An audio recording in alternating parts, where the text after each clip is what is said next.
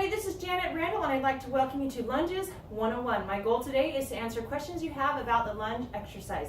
So always we want to start with our feet about hip width apart. Hip width apart, think about where you feel those hip bones. So we're not going to be out here, we don't want to be too close, right under those hips. Hips, knees, and toes are pointing forward, always, always. So if you're looking at yourself in a mirror, when you're doing your lunges, you should be able to see both legs, both feet at the same time.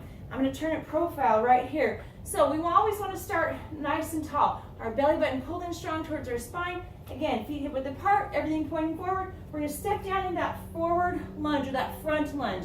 Your front knee is going to be right over that ankle. If you're coming forward here, that's going to put a lot of pressure in that knee joint. None of us need that. So front knee right over that ankle, back heel is lifted, back knee drops straight down. Nice and tall. We're going to push strong through this front heel and step it back. I like to alternate right, left, but it's really up to you, okay? You can grab some hand weights if you want, right here by your sides. You get a little extra resistance in those lunges. Weights are always optional. Okay, let's talk about a reverse lunge. Again, feet hip width apart, nice and tall. We're gonna step our foot behind us this time. Front knee is still over that ankle. Back heel is lifted. We're going to push strong through the front heel and step up. Reverse lunges tend to be a little bit easier, okay? Easier to balance, a little bit more forgiving on that knee. So if you're looking at a good place to start, reverse lunges are your goal. Let's talk about walking lunges. We talked about our forward lunge. Walking lunges, we're going to step it forward, push strong through, and then this leg comes through. Step. Again, watch that you're keeping those feet hip width apart. Think railroad tracks, okay? No tightrope here. So nice and tall. Sometimes when we start to add that movement, that walking forward, those feet automatically start coming on that tightrope and we can't balance. And then our form gets off and we can lead to injury or just a less effective exercise. So keep those feet hip width apart. If we want to get really creative, we can make it a two-step lunge. 2 steps forward, 2 steps back. Whew. Got to work on that balance there. Nice and strong and tall in our torso. 2 steps forward, 2 steps back. Another fun variation is the pendulum lunge, where one foot kind of stays stationary, the other foot steps forward for a forward lunge, and then back for a reverse lunge, like this. So forward lunge, you can pause here if needed, reverse lunge. So you're going back and forth.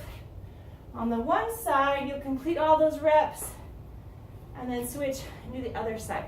So lots of great strengthening happening there and working on that balance as you're transitioning from forward to backward. Anyway, a couple fun options there. Let's talk about a static lunge, which is also called a split squat. So again, feet hip width apart, nice and tall. Step it back. You can see both legs and our feet are not going to move. Okay?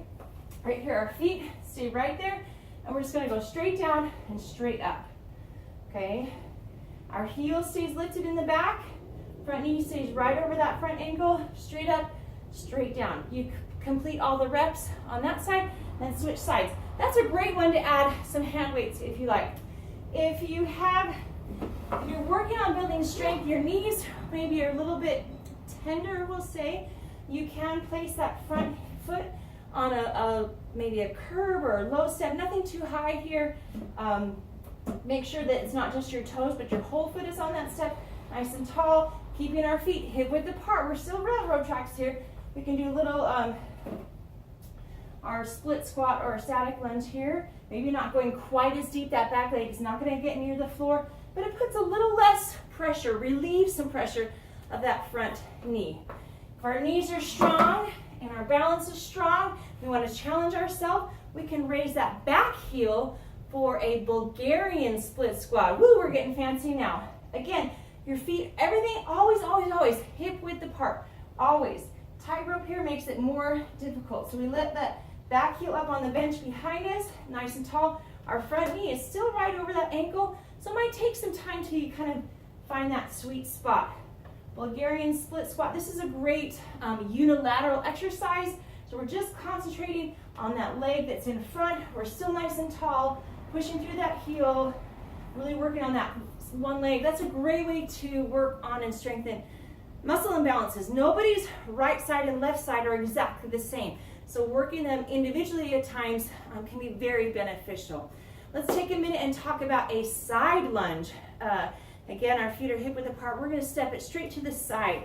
Right here, hips, this is very important, that hips, knees, and toes stay forward. We don't want to turn this foot out. We don't want to turn this foot out. We want our feet to stay planted on the ground. We want to make sure that we're not, as we're going to that lunge, that this foot doesn't pop up. Let me scoot back a little bit so you can really see. Okay, this foot stays planted. It's not going to come up here. Another important thing to remember on that side lunge is that as you step into it, it has nothing to do with bringing your chest forward or close to the ground. It's all about dropping that hip back, okay? Kind of we're stacking the shoulders and hips, our knees right, supported by that ankle. You can bring those arms forward to help balance. So you step out and step in. Step out, step in, that kind of thing. You can alternate right, left. I like as a warm-up stretch, I'll just set my feet wide and kind of stretch side to side here. I don't necessarily use this as a strengthening exercise, but you're at a different level, so this could very well work nicely for you, keeping those feet still. When I want to build some strength, I may or may not grab some hand weights. Let me show you what it looks like when you're using hand weights, where to put them. We want to make sure when we're having our weights that we're not coming here, but we're nice and tall, belly button pulled in strong. Hips, knees, and toes are forward. We're going to step it out. One weight comes inside, one weight is outside, and then back in. Out and back in, making sure that we want to stay nice and tall and drop our hips down back behind us. It's not about bringing those weights to the ground or bringing that chest forward. So that's some information about lunges. There's lots of variations and options. You could add different arm exercises as you go. This is just the basics. Again, lunges 101. If you have any other questions, feel free to message me. Let me know how I can help you. Give it a try. If you're not sure about lunges, maybe your balance is you're still working on building that balance, you can take 2 chairs, sturdy chairs. If you need to, set a heavy book on the seat.